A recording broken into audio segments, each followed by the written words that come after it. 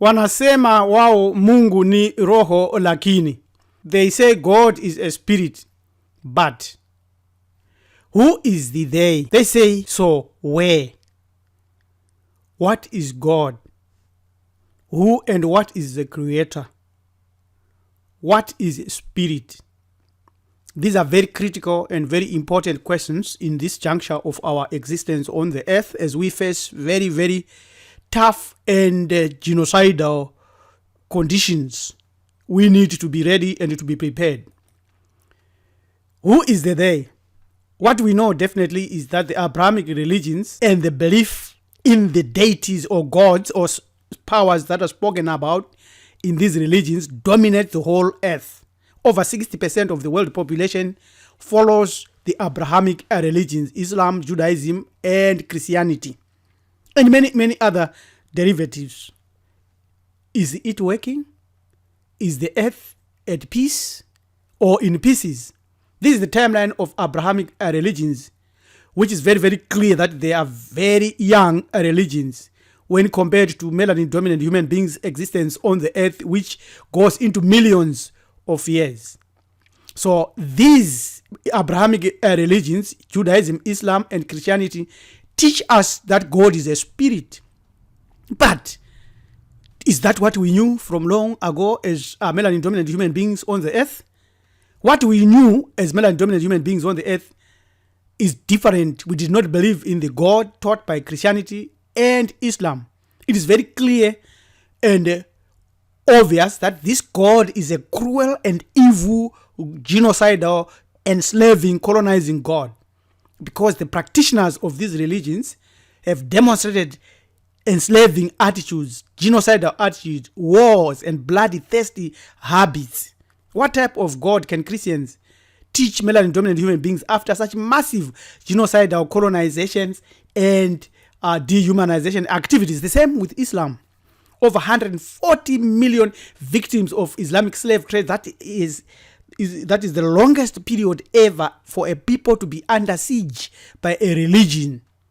So we can see that this is the slave-owned Islamic empires and adventures all over Africa. This is the only and small aspect of the Indian Ocean African slave trade by Muslims from 1500 to 1900 is still going on all over here in Libya and Mali. There is still a lot of Muslims enslaving and dehumanizing our brothers and sisters. But these religions, they come today and they want to teach us about God. What type of God can Muslims teach an awakened melanin-dominant human after such massive genocide, colonization, and continuous dehumanization? None at all. So the question is of the they. It is those who wrote the Quran and it teaches us about Allah, those who teach us that God is a spirit. We must judge them according to their actions. What did they do when they met us? They taught us that your God is one God. There is no God except Him, the most compassionate, most merciful, in Quran 2:163. Is this how you demonstrate the mercifulness of this divinity? Is this how He is merciful? In Surah 9:5, He says, then kill the disbelievers, non-Muslims, meaning us, wherever you find them. Capture them and besiege them and lie in wait for them in each and every place where you are. Is this how He is merciful and compassionate? Is this the Allah, the spirit that we must have? Who says we are closer to human than His jugular vein? Is this how He is closer? By causing such emaciation and destruction? And He says He is with you wherever you may be. Who is the you? Not us, definitely. Not us. He says, Lord Allah is a Lord of kindness. Is this kindness? Is this what we call kindness? Enslaving, throwing us like that? Any religion that dehumanizes us, that colonized and enslaved us, or even our ancestors, or even stole even one little iota of what is ours naturally, is not for us. We should never follow it. This is the Islamic group Boko Haram's kidnapping of 200 girls in Nigeria. It is happening today as we live. It's not a theory. We are not guessing. This is Boko Haram. They read the Quran. They follow the Quran. We need to find real answers to why we have fallen for such evil, pagan, destructive philosophies. What is God? And who is Allah? Let's continue with that. What is God? God and Allah are deities. That is what we must accept and agree. They are deities. Then the question is, what is a deity? A deity or deities are beings that possesses super divine powers and thus are worshipped worldwide in various forms. Islam is the Kaaba. Islam bows down 5 times. They wear certain uniforms. They behave in a certain manner. So they are following a deity who gives them instructions. The deity that gave Abraham the instruction to kill his own son. That's the deity they're following. A deity is a god. God and deity are synonymous. According to their basic definitions, they both represent supreme power.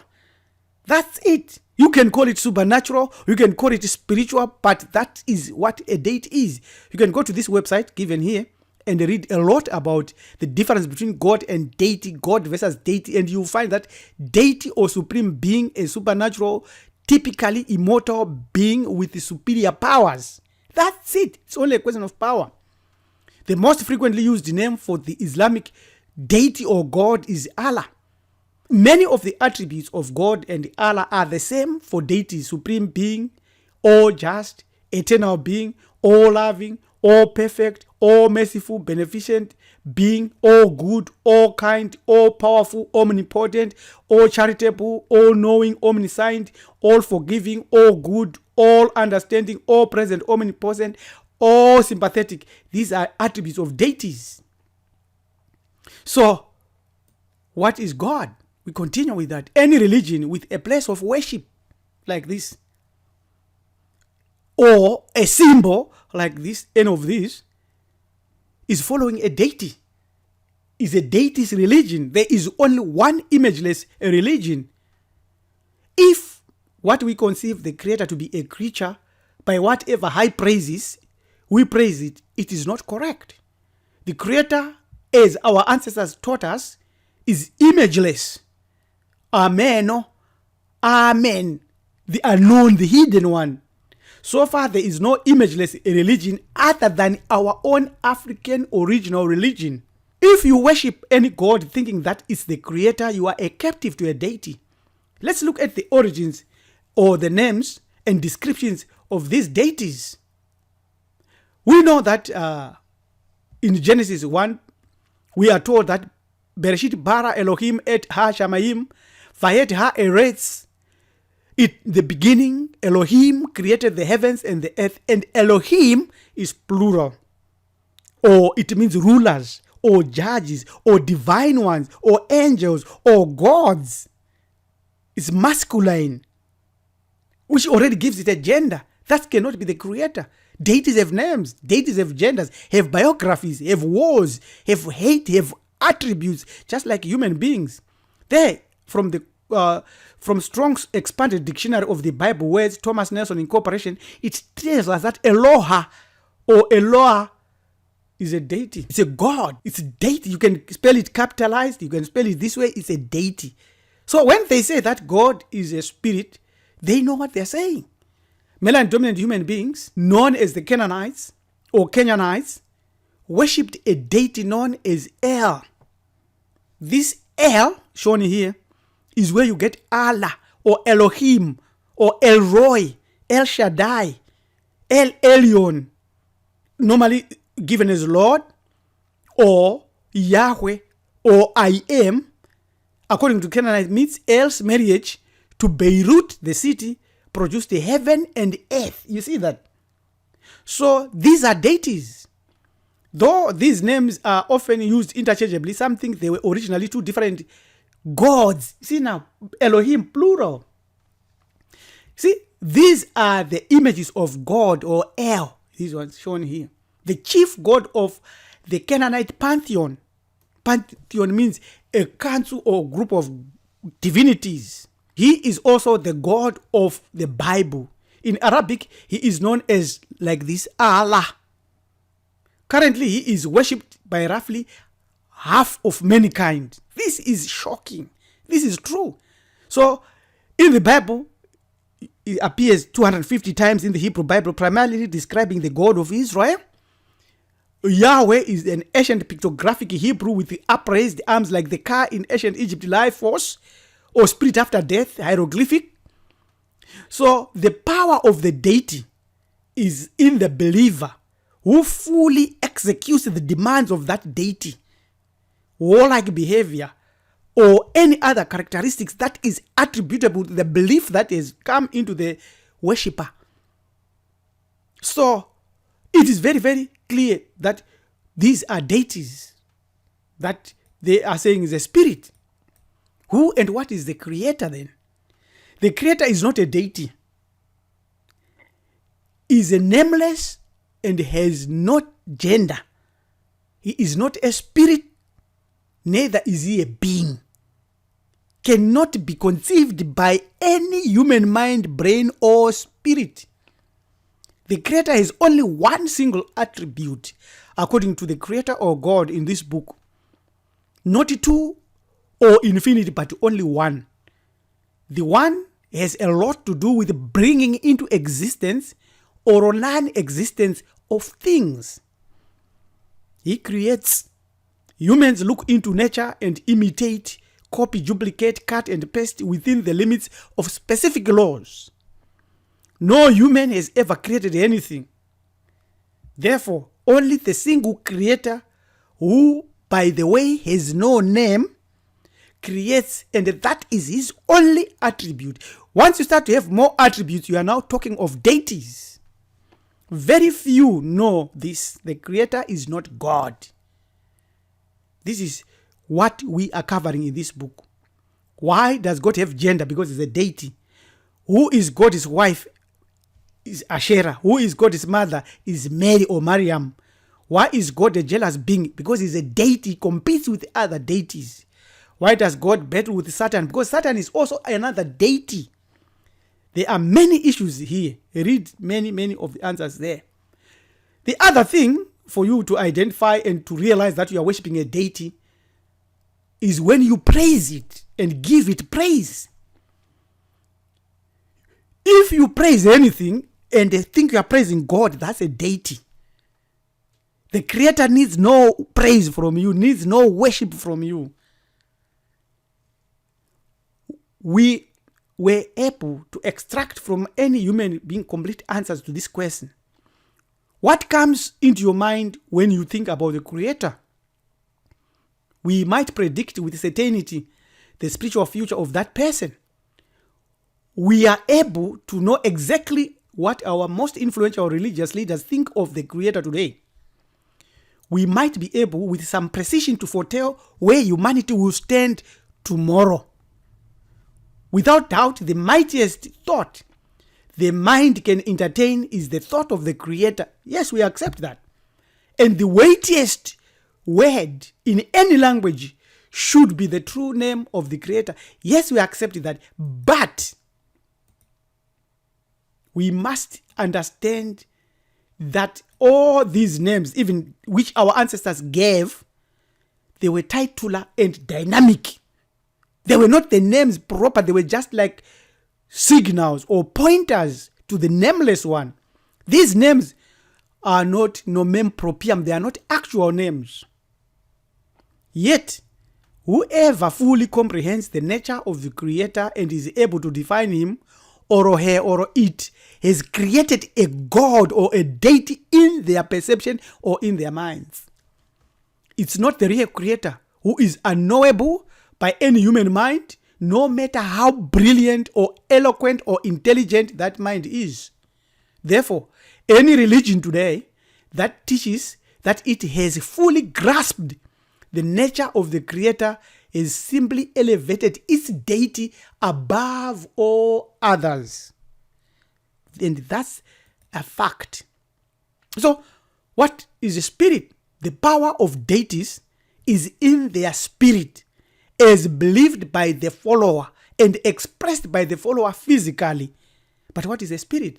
A spirit is an animating or vital principle held to give life to physical organisms, or supernatural being, or essence, such as a capitalized Holy Spirit or soul. So deities have a spirit. It is the spirit of deities that possesses or goes into the followers of that deity. So there it is, straightforward, clear. You can see the actions of those that follow deities. They can step on fire and they are not harmed. They engage in jihadist wars. They also can go, here is a CNN report that every year a Filipino man marks Good Friday with an actual crucifixion. And there is Bachman, who used the power of deities to defeat the French in Haiti. The real creator is neither a spirit nor a being. The word spirit comes from spiritus, a breathing or respiration of the wind or breath of a god, inspiration, breath of life, life disposition, character, high spirit, vigor, courage, pride, or arrogance. That's spirit. Therefore, when the Bible teaches that God is a spirit, it really is saying that those who want to worship that spirit should have the spirit to worship him in spirit and in truth, be possessed by him or possessed by that spirit. So when they say God is a spirit, they are saying it is an entity of or a deity in need of possessing a physical body or a vehicle to express its desire on the earth. So when you find the word spirit in the Bible, comes from the Hebrew ruach, which is Greek pneuma or pneumatics. It refers to various things, and the roots meaning moving air, wind, breath, spirit, and could be something natural, human, evil, or divine. It is the same word, wind, that was translated in Genesis 1:1. It's a physical entity. It's a physical thing. So for melanin dominant humans, also known as Bantus, we must have umoya, mweya, moya, emi, muyo, roho, ruhu, mzimu of our ancestors. It must be active in us, and it must assist our souls, and hence enhance our communication and interaction with the divinities or our own deities. This is African science of mind and spirit in the Yoruba, Asian Nile Valley, and also in the Congo. Your enslavement to other races is due to the fact that you depend on their teachings for you to have knowledge of self. So you are taken over by their deities. Look to your African ancestors for the supreme knowledge of self, which begins with the God self inside you, or the soul. With this, no enemy can defeat you. No enemy can defeat you. Why? Because you are a divine entity. You activate the divinity, and you always play near the chasm, and you are always close to the no spirit, no being creator. That's it. That's what we need. How can you be possessed by your actual spiritual congruent spirit? 1, acknowledge your melanin dominant human ancestry using your totems.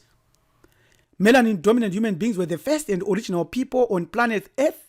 They knew the creator. They were not wrong. Hence, they lived traditional lives, applying natural laws and ethics, which they had received from their ancestors who had received them from the creator via the divinities. Yet today, each and every melanin dominant human battles a number of forces hell-bent on ill and destruction, and one of them is God or Allah. Pay extreme reverence to divinities. That's number 2. Because when you do that, you know the God fiction trap, and that will free your mind from the God fiction that has taken over the earth. Now we know what they mean when they say God is a spirit. They are praising a deity who loves to enslave us and destroy us. Let's empower our own. If you are interested, send us an email on join@marifado.com. Subscribe to our YouTube channel, Community Hebrew Ethics. This is Preacher Rabbi Elem Dumizulu of Marifado saying it's time for ancestral spiritual congruence. Tatenda, Siabonga, Asante Sana, Edupe, Daalu. Enkosi.